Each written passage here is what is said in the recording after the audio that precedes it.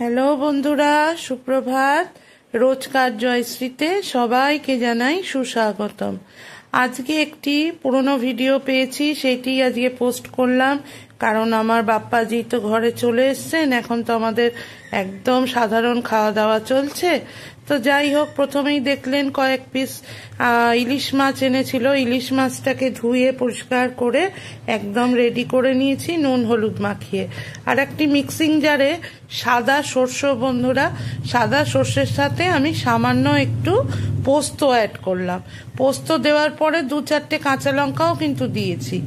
এবারে ওইগুলোকে আমি মিক্সিংতে ভালো করে একবারে পেস্ট করে নেব। আর এইদিকে একটু ডুমো ডুমো করে কেটে রাখা বেগুন অল্প একটু গরম তেল বসিয়েই রেখেছিলাম, ওই গরম তেলে একটু ভেজে নিলাম। এই রান্নাটি প্রচণ্ড প্রিয় আমার বাড়িতে, সবাই খুব ভালো খায় এবং খেতে সত্যি উপাদেয় হয়। আমি এরমভাবেই ইলিশ মাছের বেগুন দিয়ে সর্ষে পোস্ত দিয়ে একটি ঝোল বানাই, যেটি খেতে স্বাদে রূপে গন্ধে অসাধারণ হয়।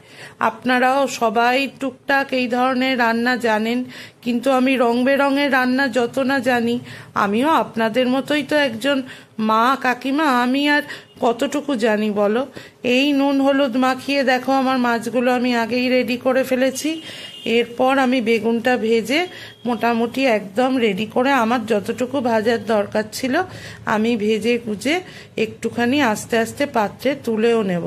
তো যাই হোক, যা বলা তাই কাজ। এবারে আমি বেগুনগুলোকে একটু একটু করে তুলে নিলাম।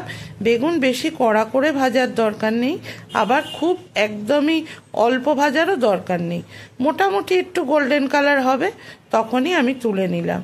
এরপর এই তেলটার মধ্যেই আর কিচ্ছু না, এইবারে আমি একটি একটি করে মাছ আস্তে আস্তে ভাজবো। ইলিশ মাছটা এনেছে খুব সুন্দর, তেল বেশ গরম হয়ে গেছে। এরপর আমি সুন্দর করে এক পিস করে মাছ দিয়ে আস্তে আস্তে এই সর্ষে বাটার ঝোলটা করব। আপনারা কে কিরমভাবে ইলিশ মাছের ঝোল সর্ষে পোস্ত দিয়ে খান আমাকে একটু জানাবেন তো। আপনাদের ভালো লাগলে আমার ভিডিওগুলি অবশ্যই কিন্তু একটু লাইক, শেয়ার, কমেন্ট এবং রোজকার জয়শ্রীকে সাবস্ক্রাইব করে আমার পাশে কিন্তু একটু থাকা চাই।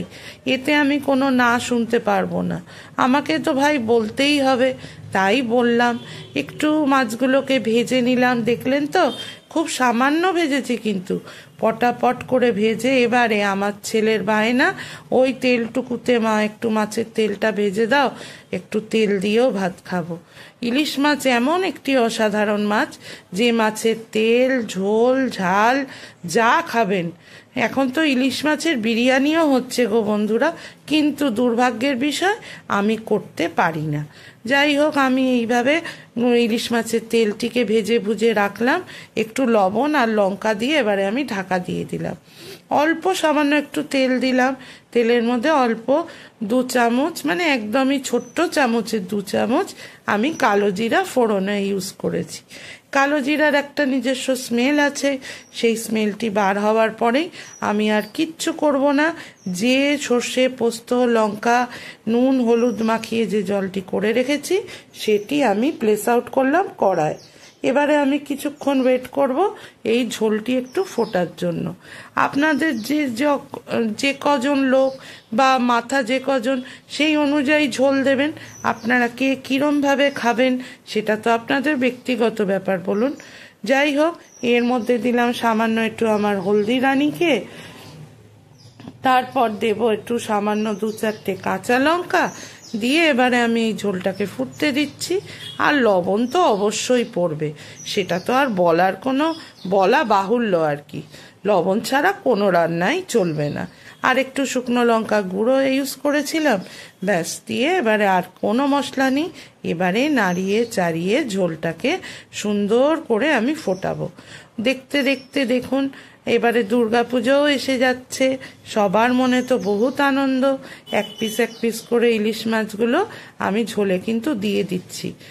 দিতেই গল্প করছি। ওই যে বলি আমি ভীষণ বক করি, আপনাদের হয়তো বিরক্তিও লাগতে পারে, জানি না ভাই।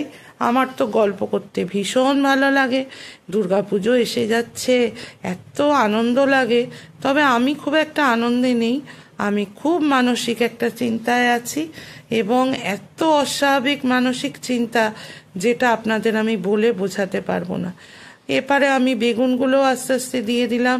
এমনই একটা দুর্বৃত্ত যন্ত্রণায় পড়েছি, জীবনে কোনো দিন ভাবিনি এইরকম যন্ত্রণার মধ্যে দিয়েও আমাকে যেতে হতে পারে।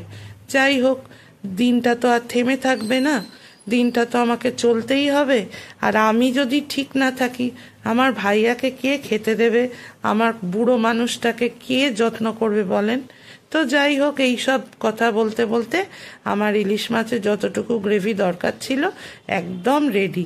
এবারে কিন্তু পরিবেশনের পালা। গরম ভাতে বন্ধুরা একবার টেস্ট করে দেখতে পারো। আমি এরমভাবেই সর্ষে পোস্ত দিয়ে বেগুন দিয়ে এই স্বাদের ঝোলটা বানাই। আপনারা কে কীরমভাবে খান আমাকে অবশ্যই জানাবেন। আর ওই যে ভালো লাগলে একটু লাইক, শেয়ার, কমেন্ট, আর কিছুই চাই না গো তোমাদের কাছে, একটু সহযোগিতা করো।